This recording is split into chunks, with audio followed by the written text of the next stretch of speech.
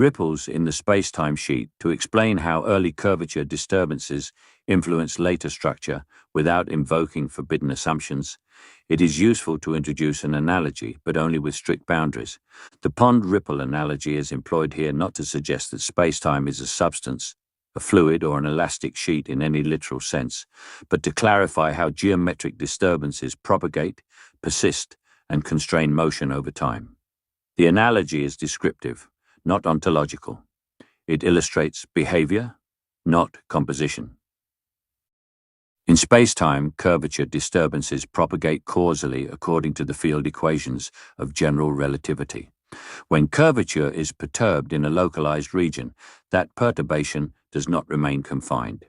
It spreads outward, influencing neighboring regions through well-defined causal structure. This propagation is not a wave moving through a medium. It is the evolution of the geometry itself. Nothing flows, nothing oscillates as substance. What changes is the shape of allowable paths through spacetime. The analogy to ripples helps visualize how an initially localized disturbance can affect regions far removed in both space and time, without implying that spacetime behaves like water. Once introduced, these curvature perturbations become part of the inherited geometric structure. As spacetime evolves and expands, the relative influence of later, smaller disturbances diminishes compared to earlier, larger-scale ones. This leads to a freezing-in effect at large scales. Early geometric features establish broad constraints that later matter distributions must follow. Subsequent processes occur within those constraints rather than overwriting them. The geometry does not continuously rescale itself to the present moment. It carries forward the imprint of earlier curvature patterns. This helps explain why large-scale structure appears organized before matter becomes complex. Matter arriving later does not arrange space from scratch. It settles into trajectories already shaped by prior geometry. Just as ripples on a pond define preferred directions for floating objects even after the initial splash has ceased, inherited curvature gradients guide motion long after their originating conditions have passed. The key distinction is that unlike water waves, these geometric ripples do not dissipate through friction or viscosity. They persist as structural constraints. As expansion proceeds, the geometry stretches, but it does not erase. Large-scale curvature features become dominant precisely because they were established when space-time was more tightly coupled. Later, local interactions can modify geometry in limited regions, but they cannot easily override the broad constraints already in place. This produces a hierarchy. Early geometry sets the stage, later matter fills in the details. The result is that matter distribution today reflects early geometric conditions even without requiring continuous causal input from those conditions. It is important to emphasize what this analogy does not claim. It does not assert that spacetime is elastic, fluid, or mechanical. It does not critique inflation or propose alternatives. It does not suggest that curvature disturbances behave like classical waves in a substance. The analogy exists solely to clarify how geometric constraints can propagate, persist, and dominate structure formation without invoking forces, particles, or speculative mechanisms. This section stands alone to protect that clarity. Analogies are powerful but dangerous when overextended. By bounding the pond analogy tightly, the framework gains an intuitive bridge without inviting misreadings about ether theories or material spacetime. What is being described is not spacetime as a thing that ripples, but spacetime as a geometry whose constraints evolve, spread, and endure. Early curvature matters because geometry remembers, and matter, arriving later, can only move where that remembered structure allows.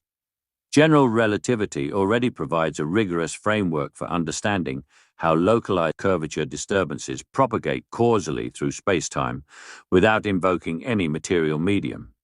In Einstein's formulation, spacetime geometry evolves according to differential field equations that permit changes in curvature to spread outward at finite speed. This propagation is not the motion of something through space. It is the evolution of the metric itself. Once curvature is perturbed, neighboring regions inherit altered geometric constraints, and those constraints persist as part of the spacetime solution. This behavior is fundamental to the theory as developed by Albert Einstein and does not rely on any assumptions about spacetime being elastic or substance-like. Gravitational waves provide the clearest empirical confirmation of this principle. These waves are not vibrations of a medium, but traveling changes in spacetime curvature. After being generated by a localized disturbance, they propagate through regions with negligible matter content while preserving coherent geometric structure. The waves carry information about earlier curvature conditions forward in time, demonstrating that spacetime can transmit and retain geometric features independently of continued occupation or interaction. Observations by the LIGO scientific collaboration confirm that curvature disturbances propagate causally and persist as evolving constraints rather than dissipating like mechanical waves. The persistence of large-scale geometric features is also supported by how solutions to Einstein's equations behave under expansion. When spacetime expands, local curvature fluctuations can be diluted, but large-scale geometric patterns remain encoded in the metric. Expansion stretches distances but does not erase prior curvature relationships. This is a property of the equations themselves, not an interpretive add-on. Once curvature is established at a given scale, later evolution preserves its influence unless acted upon by comparably large disturbances. Smaller, later perturbations operate within the existing geometric framework rather than replacing it. Geodesic structure further reinforces this inheritance. Once a spacetime region acquires a particular curvature configuration, the family of geodesics passing through it is determined by that configuration. Objects entering the region later will follow paths shaped by earlier curvature, regardless of whether the original source of the disturbance remains nearby. This shows that geometry acts as a carrier of past constraints. Motion responds to what spacetime has become, not to a continuously refreshed present-state calculation. Importantly, this behavior does not require treating spacetime as a physical sheet or fluid. The mathematics involves no elasticity constants, no viscosity, and no material substrate. Curvature propagation arises purely from geometric relations. The pond ripple analogy is therefore justified only at the level of causal spread and persistence of structure, not at the level of physical composition. The analogy mirrors how influence extends outward and freezes into large-scale patterns, while the underlying mechanism remains entirely geometric. Finally, the dominance of early geometry over later matter distribution follows directly from this persistence.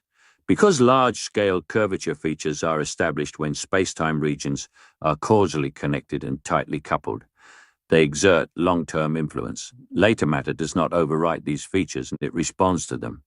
This explains why matter distribution reflects inherited geometric constraints without requiring ongoing causal input from the conditions that first produced them. Taken together, gravitational wave propagation, vacuum curvature persistence, geodesic inheritance, and the behavior of expanding spacetime solutions all support the same conclusion. Localized curvature disturbances evolve, spread, and endure as geometric constraints. They are not waves in a medium, nor transient effects that vanish once sources disappear. They are changes in the structure of space-time itself, carried forward as part of its ongoing geometry. This is precisely the behavior the bounded ripple analogy is meant to capture, and it is already embedded in established physics.